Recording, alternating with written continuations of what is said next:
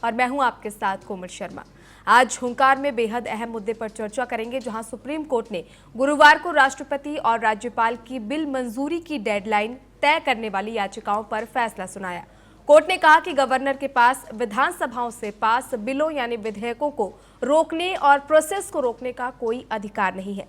Supreme court के 5 जजों की संविधान पीठ ने कहा कि गवर्नर्स के पास 3 ऑप्शन है, या तो मंजूरी दे, या बिलों को दोबारा विचार के लिए भेजें, या फिर उन्हें प्रेसिडेंट के पास भेजें। सुप्रीम कोर्ट ने कहा कि बिलों की मंजूरी के लिए कोई समय सीमा तय नहीं की जा सकती। अगर देरी होगी तो इसमें खुद कोर्ट दखल दे सकता है, लेकिन इसका मतलब ये नहीं कि वो बिल को लंबित रख सकते हैं। बता दें कि ये मामला तमिलनाडु गवर्नर और राज्य सरकार के बीच हुए विवाद से उठा था, जहां गवर्नर ने राज्य सरकार के बिल रोक कर रखे थे। सुप्रीम कोर्ट ने 8 अप्रैल को आदेश दिया कि राज्यपाल के पास कोई वीटो पावर नहीं है, और इसी फैसले में कहा था कि राज्यपाल की ओर से भेजे गए बिल पर राष्ट्रपति को 3 महीने के भीतर फैसला लेना होगा। यह ऑर्डर 11 अप्रैल को सामने आया था। इसके बाद राष्ट्रपति ने मामले में सुप्रीम कोर्ट से राय मांगी और इसके साथ ही 14 सवाल पूछे थे। इस मामले में 8 महीने से सुनवाई जो है वो चल रही थी। आज हुंकार में इसी मुद्दे पर विस्तार से चर्चा करेंगे, लेकिन हुंकार की शुरुआत करेंगे बड़े सवालों के साथ। पहला सवाल, क्या बिलों पर फैसला लेने के लिए गवर्नर के लिए तय टाइम लिमिट होना चाहिए? क्या इसके लिए कोई मैंडेट टाइम लिमिट होना जरूरी है? ये आज हम जानेंगे। इसके साथ ही दूसरा बड़ा सवाल, क्या गवर्नर चुनी हुई सरकारों की रफ्तार रोक रहे हैं? जिस तरह से बिलों को, विधेयकों को रोका जा रहा है और सुप्रीम कोर्ट को जिस तरह इस मामले में हस्तक्षेप करना पड़ रहा है, इसके पीछे की क्या कुछ कहानी है, वो आज समझेंगे। तीसरा और अहम सवाल, क्या गवर्नर और राज्य सरकारों के बीच बार बार जो ये विवाद हो रहा है, ये लोकतंत्र को कमजोर कर रहा है? ये सबसे बड़ा सवाल, और इन्हीं सवालों के साथ चर्चा की शुरुआत करेंगे और मेहमानों की ओर करेंगे जो हमारे साथ इस चर्चा में जुड़ चुके हैं।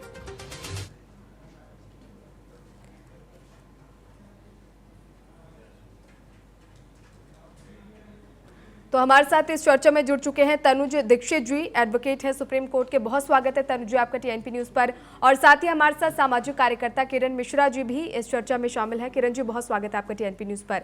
तनुज जी, सबसे पहले आपसे समझना चाहूंगी, आज जो ये फैसला आया है कि राज्यपाल अपने पास जो बिल है या विधानसभाओं से जो विधेयक जो पास हुए उनको ज्यादा दिन तक अपने पास नहीं रोक सकते, क्या ये संविधान के आर्टिकल 200 और 201 का सही इंटरप्रिटेशन है?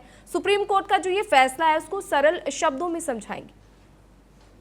देखिए कोमल जी, अगर सरल शब्दों में समझे तो माननीय राष्ट्रपति के द्वारा 14 महत्वपूर्ण सवाल जो है सर्वोच्च न्यायालय के सामने रखे गए थे।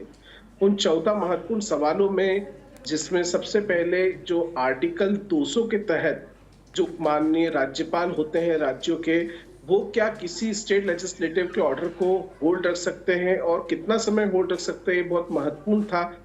ये इस पर बेहद ही स्पष्टीकरण संवैधानिक रूप से जो आर्टिकल 200 है उसमें कोई टाइमलाइन इस तरीके की होल्ड करने की उसमें कोई पार का उल्लेख नहीं है। तो कुल मिलाकर के आज सुप्रीम कोर्ट ने उल्लेखित किया है अपने आदेशों में कि किसी भी राज्य के राज्यपाल कोई भी जो स्टेट लेजिस्लेटिव के जो ऑर्डर्स है उनको होल्ड नहीं कर सकते। उनके पास केवल 3 ही रास्ते हो सकते हैं, या तो वो इसे स्वीकार करें, या वो उसे रिजेक्ट कर दे, या फिर उसकी अनुशंसा को आगे बढ़ाते हुए माननीय राष्ट्रपति महोदय के पास भेजें।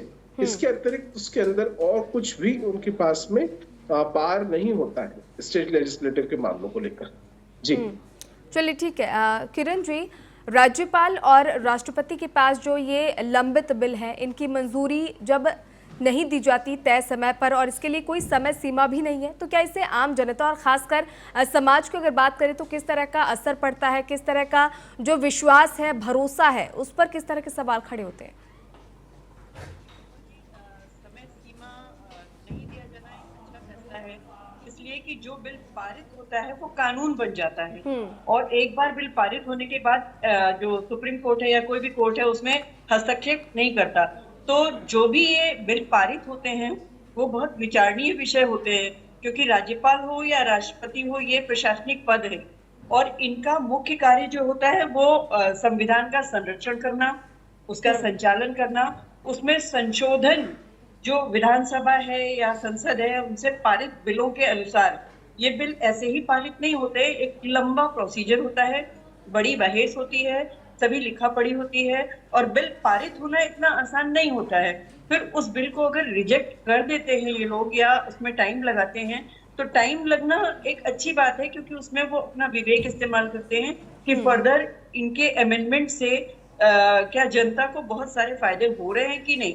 तो अगर थोड़ी देर होके सही पारित होके बिल में संशोधन होके आता है तो वो जनता जनार्दन के लिए अच्छा होता है। इसलिए टाइम लिमिट तय करना तो मुझे लगता है सही नहीं है। विचारणीय विषय है, संवाद का विषय है, इस पर संवाद हो सकता है, इस पर बहस हो सकती है, दोबारा पुनर्विचार हो सकता है, पुनः बिल पारित हो सकता है, ये रास्ते खुले हुए हैं। तो समय सीमा का निर्धारण मुझे नहीं लगता है कि सही है जनता के फेवर में, ऐसा मुझे नहीं लगता है। समय सीमा नहीं होनी चाहिए, थोड़ा टाइम लगे लेकिन कानून सही बने।